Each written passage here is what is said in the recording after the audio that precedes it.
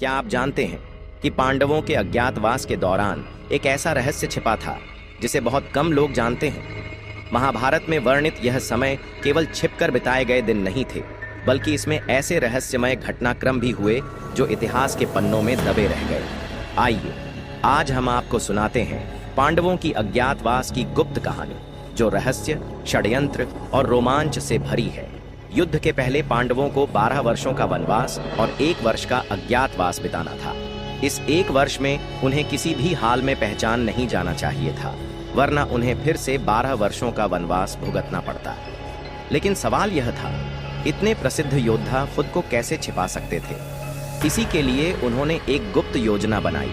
पांडवों ने अपना ठिकाना विराट नगर को बनाया, जो उस समय के शक्तिशाली राजा विराट का राज्य था।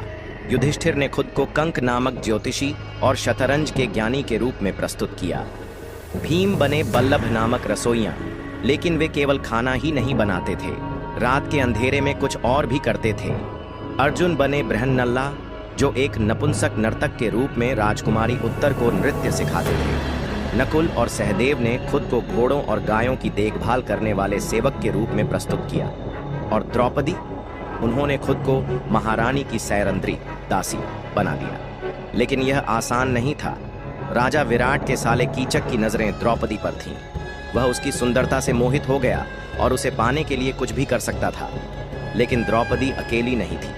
रात के अंधेरे में जब पूरा महल सो जाता, तो भीम गुप्त रूप से राक्षसों की तरह कीचक को डराने लगते। एक रात कीचक ने द्रौपदी को जबरदस्ती पकड़ने की कोशिश की।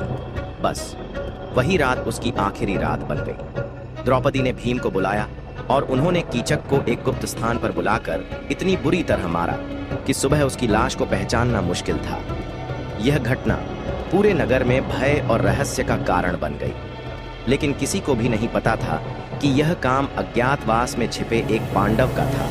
दुर्योधन को हमेशा शक था कि पांडव कहीं ना कहीं छिपे हैं। उसने अपने गुप्तचरों को भेजा, लेकिन वे पांडवों का पता नहीं लगा पाए।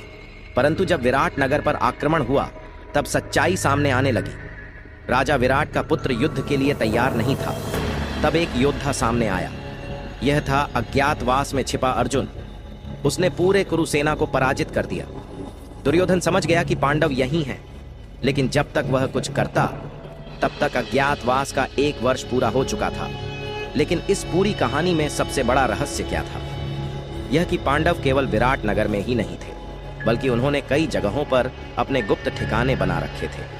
अगर कभी खतरा बढ़ता, तो वे एक रहस्यमय सुरंग के माध्यम से विराट नगर से दूर किसी और गुप्त स्थान पर चले जाते। इतिहास में इस सुरंग और पांडवों के अन्य छिपे ठिकानों की चर्चा बहुत कम होती है, लेकिन यह कहा जाता है कि ये स्थान आज भी उत्तर भारत के कुछ गुप्त स्थानों में मौजूद है। अगर आपको यह कहानी रोमांचक लगी, तो वीडियो को लाइक करें, कमेंट करें और हमारे चैनल को सब्सक्राइब करें। अगली बार हम आपके लिए एक और रहस्य लेकर आएंगे। तो क्या आप मानते हैं कि पांडवों के गुप्त ठिकाने आज भी कहीं मौजूद हैं? हमें कमेंट में बताएं।